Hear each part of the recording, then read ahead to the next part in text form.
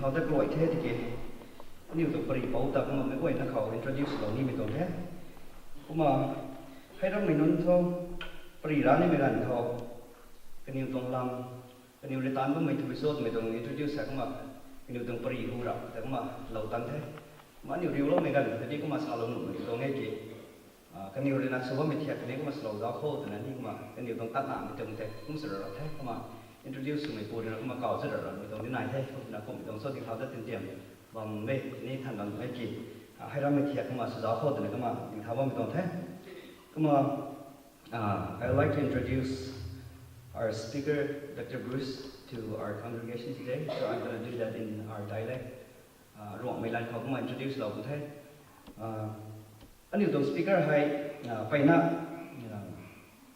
ทำไมกระดาษดันไม่ใช่เลยก็ไม่ให้กระตุ้นติงกุมให้เด็กสไลด์เนี่ยสรุปตามแท้cũng biết rồi thì cái thâu của mấy điều xuống hậu lao ấy cơ mà hậu lao mới là mà thì cùng tận đi này hiện toàn lần này để điều bird century của ta đấy rồi dạo ta mình kiểu anh yêu xuống ngân đạiอย่างcái máy thế cái điều về lên ra không toàn cái đó thế cái máy energetic thôi tập mà đi nếu mấy cái energy này có mà ministry của điều mà này có mình để hậu ấy có mà country by mọi cái này của mày hay Jesus Christ trong sầm định thằng thế có mà không mình gần có lên ra mình đây hạt long là có mà cái máy có mà tận mà ta nó có mình còn thay mà xài hệ nhiều bằng của nó mình hay nhiều bằng tôi săn gài lại mình thế cái máy nó đến nó mìnhต้อง lần hay nhiều pastor này đến mà mình xong gài hết này thì tôi làm cái thì cái nhiều không còn là tức cũng mìnhต้องthiệt có nhiều cái lái nó mìnhต้องnày bộ tức mìnhต้องthiệt có vài mìnhต้องthiệt có giáo nó mìnhต้องnày bộ tụi mìnhต้องangle vài thì nó mà đến lâu bên đây tụi mìnhต้องlà đấy mà nhiều xài hay cái tuần bari kinh lâu là vài mìnhต้องbari vậy thôi. It is absolutely amazing that it seems like total chaos, but everybody knows what's going on, and so it works out. If you come to America, let me drive you, okay? Because you'll get hurt. But what a privilege it is to speak this morning. What a privilege it is to worship with you. I have often said from the pulpit over the years that I have more in common with a believer in Jesus Christ on the other side of the world that speaks a different language, that comes from a different culture, than I do with the non-believer that lives right next door to me. My heart is knit with yours today because we have the same Savior. And Jesus Christ is what binds us together. He is the hope for the world. And so I will go away from this week, I know, with a greater appreciation for how precious it is that God's people come together. So thank you for letting me speak today. The passage of Scripture that this conference is based upon this week comes from 1 Corinthians chapter 9. And let's read these words together today. From 1 Corinthians 9, verse 24, we begin reading. It says, "Do you not know that in a race the runners all compete, but only one receives the prize? Run in such a way that you may win it. Athletes exercise self-control in all things. They do it to receive a perishable wreath, but we an imperishable one. So I do not run aimlessly, nor do I box as though beating the air. But I punish my body and enslave it, so that after proclaiming to others, I myself should not be disqualified." I don't know who came up with this phrase, but I heard it as a youngster. And it stuck with me. Only one life will soon be passed. Only what's done for Christ will last. Have you ever heard that? Only one life. It's going to pass quickly. But only what we do, only what seeds we sow for the sake of the kingdom of Jesus Christ, only those things will last. We've just come through the Christmas season, and my mind goes to the wise men. And we know that the wise men, the Magi, traveled many miles, many kilometers, across many countries in search of the king. Why did they do that? What compelled them to take that risk? What compelled them to expend that energy and to expend that wealth to pursue this king? What was it that motivated them? Well, there may be many reasons, but under and around it all, they saw and believed that Jesus was worthy of their best. He was worth seeking out. They gave much, they sacrificed much because of the worthiness of the king that they sought.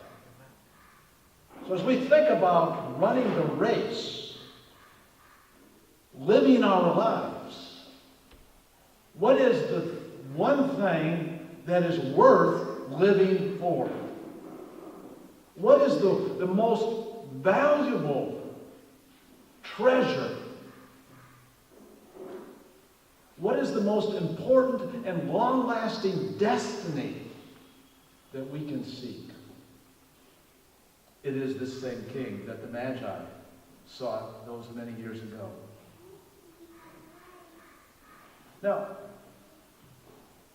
the striking thing about that, the most prominent thing, the most important thing about that is that those kings long ago sought the same thing that we can seek today.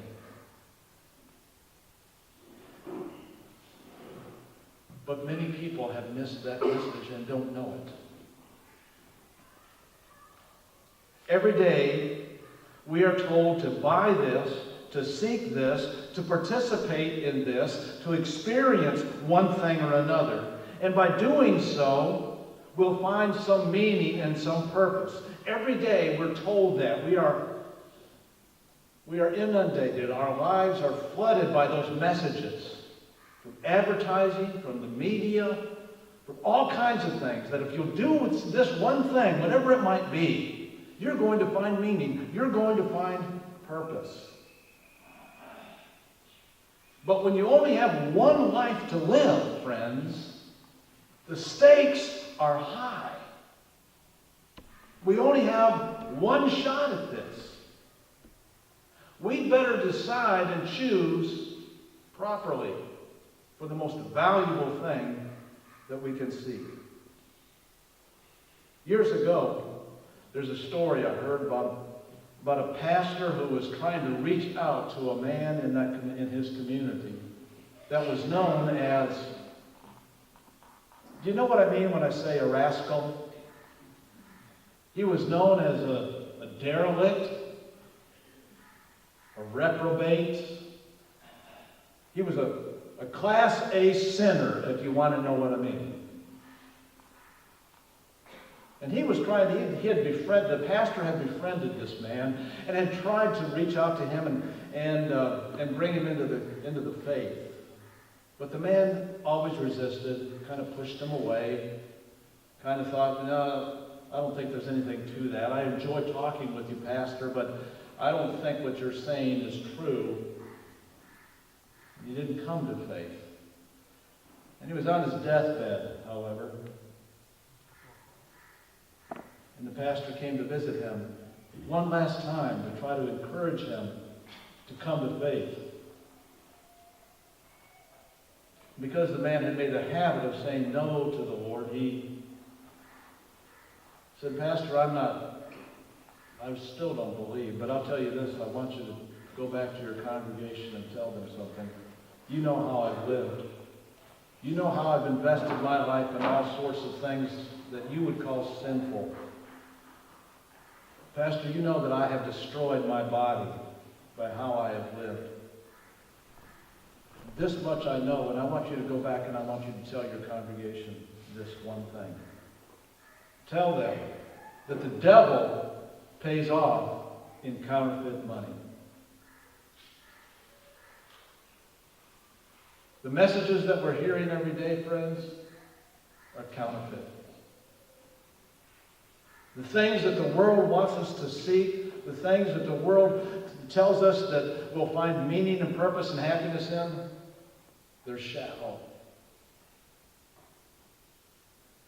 They won't last. So what is it that makes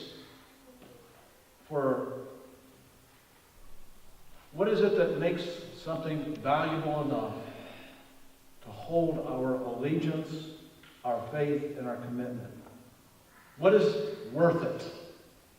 What is worth running a race for? Well, one thing would be the worth of a truth over a lie. There are a lot of smoke and mirrors today. There are spin doctors. You know what I mean when I say spin doctors? People who are trying to spin the truth and make you think one thing when they're really telling you something else. These spin doctors are constantly vying for our vote, our dollar, our time. And even here today, people talking about changing the narrative. That's something I hear in America a lot. We're trying to change the narrative. As if the story that people believe is actually the bottom line. But what about truth? The idea here is that if we can just get people to believe a certain thing, it doesn't make any difference what the truth is. But friends, the truth is all of it. Did I wake you up there? The truth is all important. The truth matters. If we are going to find what is worth living for, we'll have to develop eyes to see and ears to hear. We need some people. Sort of like what we read in 1 Chronicles chapter 12. Those of the tribe of Issachar who had an understanding of the times to know what Israel ought to do. The world today needs people like that, who have eyes to see and ears to hear what is true. Well, how? How do we know the truth? How do we know the truth? Jesus said in his high priestly prayer, to sanctify your people, O Lord, in the truth. Your word is truth. You open up to the Psalms and go to Psalms 119, and in every verse we find a precious promise about the Word of God, that which is true. And perhaps verse 105 in Psalm 119 is the pinnacle where it says, your word is a lamp unto my feet and a light unto my path. What is that saying? That the Word of God is truth. And if we're to have something to guide us, if we're to find our way, a map for the race that we're running, we're going to find it in God's Word. Jesus himself said, I am the way, the truth, and the life. No one comes to the Father but by me. He also said, Jesus, that the sheep know the shepherd's voice. How does that happen? How does the sheep know the shepherd's voice? It happens because the sheep are familiar with the shepherd. That's how it happens. But it's not just being familiar. It's talking about having a love and an adoration for the shepherd, like a mother that is tuned into the voice of a child. I dare say that the mothers here, if there were a crowd or a group of children out there, you could pick out your child's voice. Especially you can pick out your child's cry. Right, mothers? Good. It's not just that they're familiar with it, but they love that sound.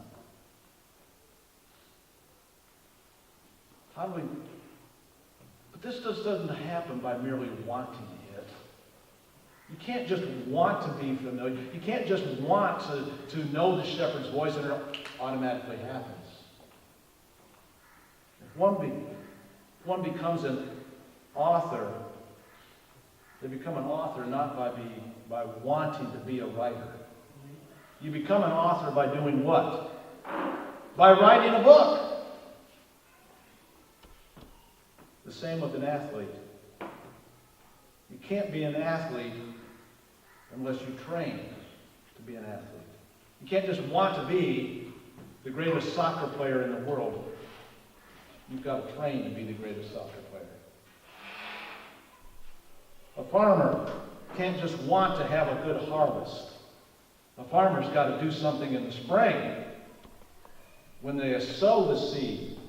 If they want to harvest, they've got to sow. You start to see a little pattern here. If you want to be familiar with the shepherd's voice, you've got to invest yourself and invest your time and invest the effort to become familiar with the shepherd. If you want to know the truth, you've got to be spending time with the truth teller. It won't happen any other way. You can't just want to know the truth. You've got to invest the time to do it, to seek it out.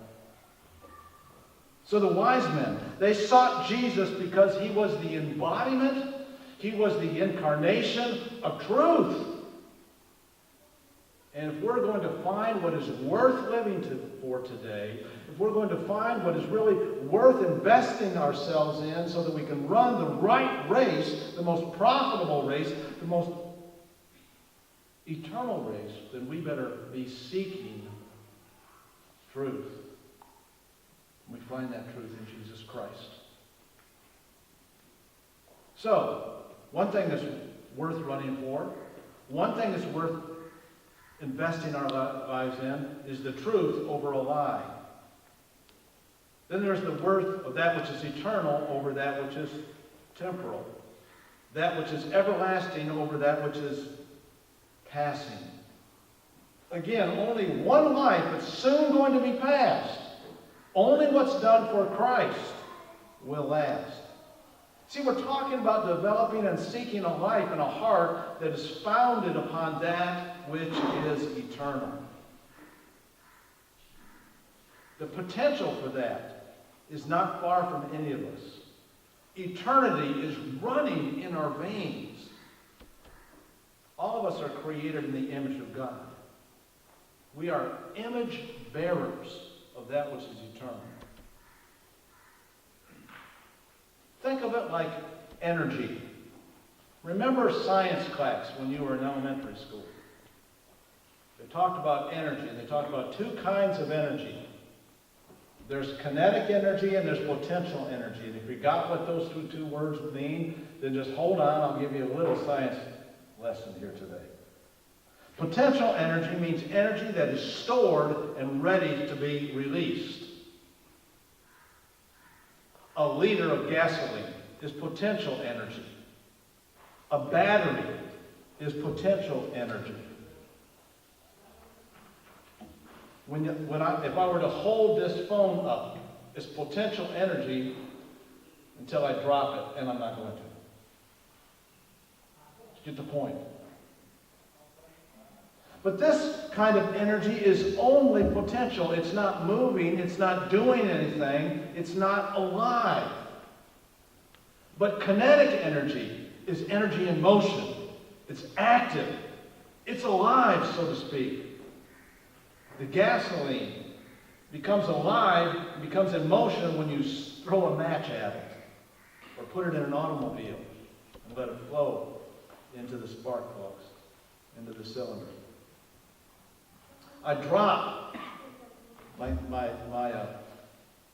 phone and it becomes from potential to kinetic energy when it falls. You see the point? A battery becomes light or heat when it is connected to a source and then let loose. We all have the potential to have eternal life, but that does not become alive until we engage the life giver, Jesus Christ. We have, by virtue of the promises and the power of God, the potential to possess and own and experience that eternal life. Augustine said it this way: we all have a God-shaped vacuum inside of us. But one of the greatest tragedies that ever happens in the world is for people to not live up to their potential, to not let that be released. It's a great tragedy if someone goes their whole life but only knows what this life, this temporary life, has to offer. That's a tragedy. That tragedy is seen in terms, obviously, of the quantity of life that we might have. We usually think of eternity in terms of everlasting life. That's true. Life without end. A life that goes on and on and on. It's endless. It's boundless. So yes, living for something everlasting is greater than living for something that is only 70. Doesn't that make sense? Of course it does. What difference does it make if a person invests all that they have for just this relatively small piece of time?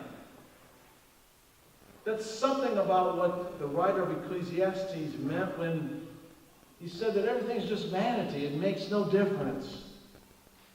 Because only from the perspective of this world, if we only gain in this world, it is meaningless. It is useless. Especially compared to that which is everlasting. What difference does it make if you invest everything for only this time? Once we go, once we die, it's all for naught except for whatever our legacy happens to be.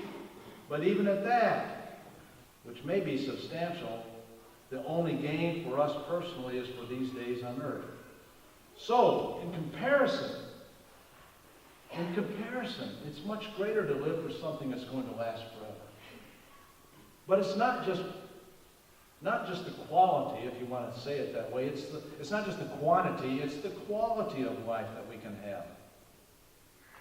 The quality of life and existence in this world and in the next. Jesus said, I came to give life and to give it abundantly. Abundantly. He talked to the woman at the well. He spoke of living water that never runs dry. What does that mean? What does it mean to have eternal life in the context of this temporary life? It means that we, like the wise men, are persuaded that this Jesus is worthy of our heart and our mind. What does it mean to have eternal life in the context of this temporary life? It means that we understand that Jesus not only was born, but died for our sin on the cross. What does it mean to have eternal life in the context of this temporary life? It means that we have come to the point where we have confessed our sin and asked for the cleansing so that we are cleansed from the inside out. It means that we live with an orientation toward God and the eternal. It's all about perspective. It's all about our perspective, and that changes our viewpoint. Poet Elizabeth Barrett Browning said this: earth is crammed with heaven, and every common bush afire with God. But only he who sees takes off his shoes. The rest sit around and pluck blackberries. Now, blackberries are good. Blackberries are good.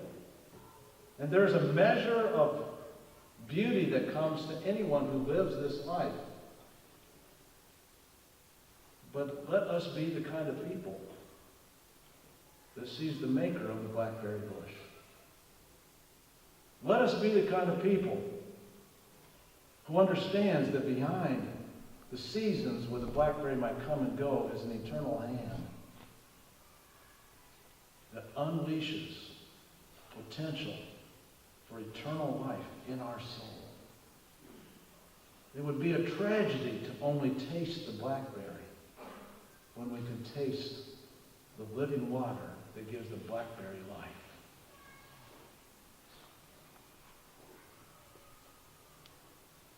Eternal perspective, see, gives us a quality of living right now. The wise men sought Jesus because he was the embodiment of eternal truth. So the worth of living for something that is eternal compels us to look for that deep life. Because only one life to live and soon will be past. Only what's done for Christ will last. There's also the worth of a life of fulfillment versus a life of diminishment. Because without this eternal, truth-filled viewpoint of living, we experience continual loss until we despair in this life. And you know, there's a lot in life that can lead us to despair. Isn't that right? A lot in life that can lead us to despair. About 10 years ago, one November day, my mother died. She was 87 years old. She lived a full life.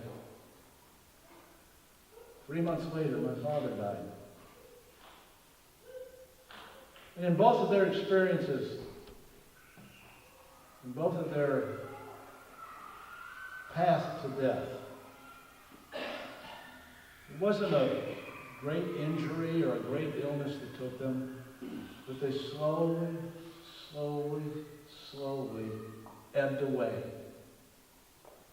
until that point when they died, and so it was a very short walk from death to eternal life at that time, because there just wasn't much left. You've seen this before. And that's the trajectory, that's the path that all of our lives will take. It can be a despairing thing if that's all we see. Now, they lived a full life, my mom and dad did. But then it was over. And they left it up to us to carry on.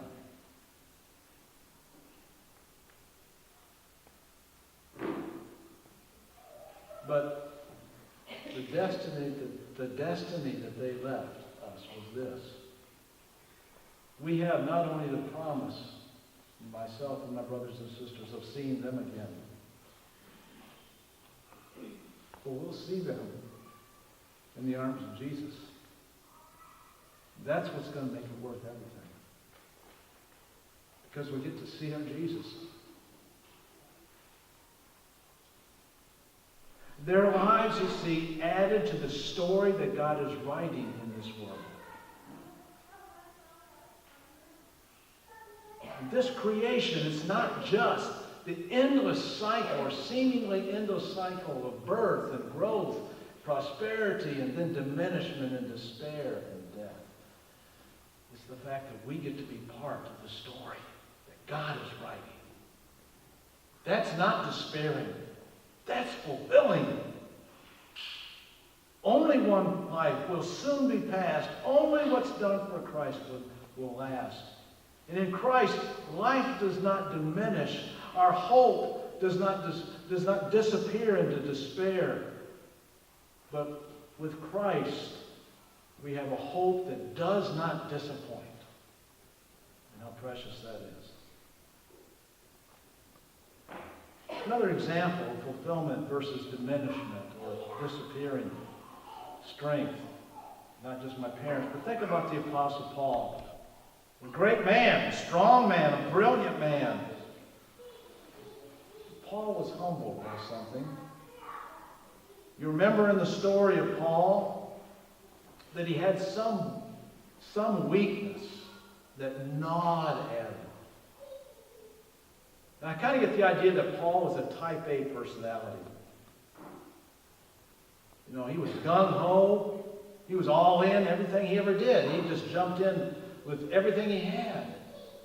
But he couldn't manage this weakness. This thorn in the flesh is what he called it. And so he prayed again and again that the Lord would give him some measure of victory over this thorn.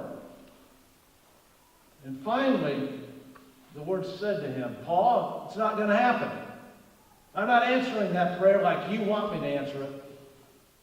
And the reason I'm not going to answer is because my strength is made perfect in your weakness. But Paul, hang in there, because my grace is sufficient. My grace is sufficient. That's truth. That's the kind of truth that calls us and compels us and brings us into a style of living, a way of living, an approach to life that gives us something worth living for and investing everything we have so that we will not see ourselves in despair, but that we will find hope all the way to the end and will not be disappointed in that. Because that is truth. The kings sought Jesus because he was the embodiment of that eternal, empowering, life-giving truth. Let's go back to the kings for just a minute. Years ago, at Christmas time, at our church, we had a manger scene that we would set up on the communion table. You've seen them, different kinds. This particular one was made out of ceramic glass, okay? Porcelain kind of glass. And we would set it up there on the communion table every early December, and it would stay there during the Christmas season, and then we would put it away. One time, one early December night, we were decorating the church, and I took that ceramic manger scene, and I was the kings. And one of the kings had a posture, a position where he was standing there and bringing an offering to the manger. And he had a chest of sorts in his hand like this. But that somehow or another, that king's arm had been broken. And so I picked up that king, and the piece was broken, and I said, oh, nuts, I'll have to go fix this. And I started to my office to get some super glue to fix the king. And as soon as I picked up the super glue, I thought, no. We're going to leave the king broken. We're going to leave the king broken. We're going to put that king up there to remind us. Not only are we to bring gifts out of our wealth, but the greatest thing that we can bring to our Lord is our brokenness. And there are broken people in this church right now. There are broken people in the world right now. And the way that people can learn to find meaning and hope in their brokenness is to bring that brokenness to the King. Friends, today, wherever you are and whatever you're dealing with, whatever you're carrying with you, don't go around thinking that you've got the glue that can fix that brokenness. There's only one thing that can fix that brokenness, and that's Jesus. That's the King. And I would call you, I would encourage you, I would call you to see that the race that you're running includes your brokenness. It is in that brokenness that you will find the seed that can be sown for eternal glory if you bring it to Jesus. Please pray with me. Each of us here today, Lord, only have one life to live. And it's passing quickly. For some of us, Lord, the rest of our life might be a week, a year, or it might be 10 or 20 or 50 years, but it's going to pass. And in the midst of our living, Lord, we'll have the opportunity, the potential to experience and know eternal life. That's not going to happen because we're genius. That's not going to happen because we're smart. It's not going to happen because we've got it all together. It's going to happen because we're going to take our sin and our brokenness and we're going to come to you humbly and ask for the healing that only you can give. My prayer for this church, my prayer for the individuals who are here, the homes that are represented, is that they'll know the grace that is entirely sufficient, the hope that does not disappoint, the peace that passes all understanding, and the eternal love that is found in the one and only Savior and King of all creation, Jesus Christ. And in his name we pray.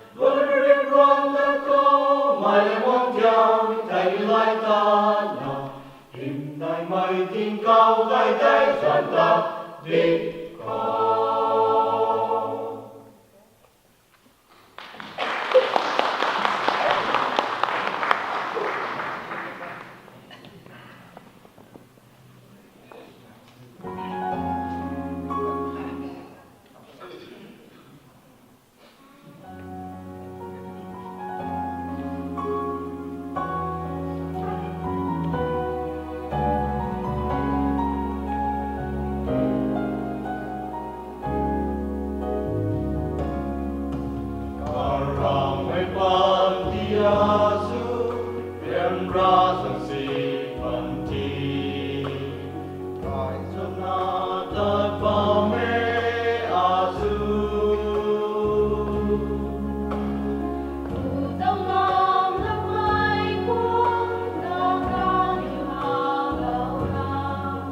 Phải bao năm ram gian rơi a sang phần thi na lo na ro Mi a la da me Nang sa na da zai kao Gian do ai nang ta se lao rai tu Nang se na bang lao mai roi Sang con con tan sự điều Diên mai tan rơi sao Diên toan sa ni sự đi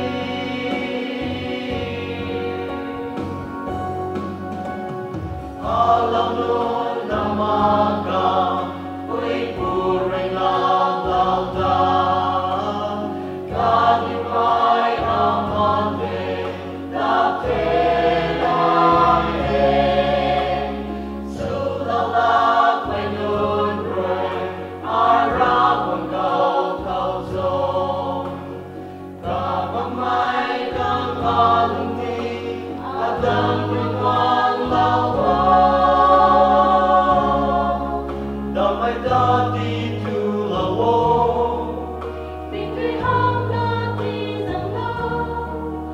Lumiwag may sisukaw sa titalaw Mi ala da me Nagsanata sa'y tawo Siano ay nang tasilaw ray ko Nang siya na panglaw may ray Sa mga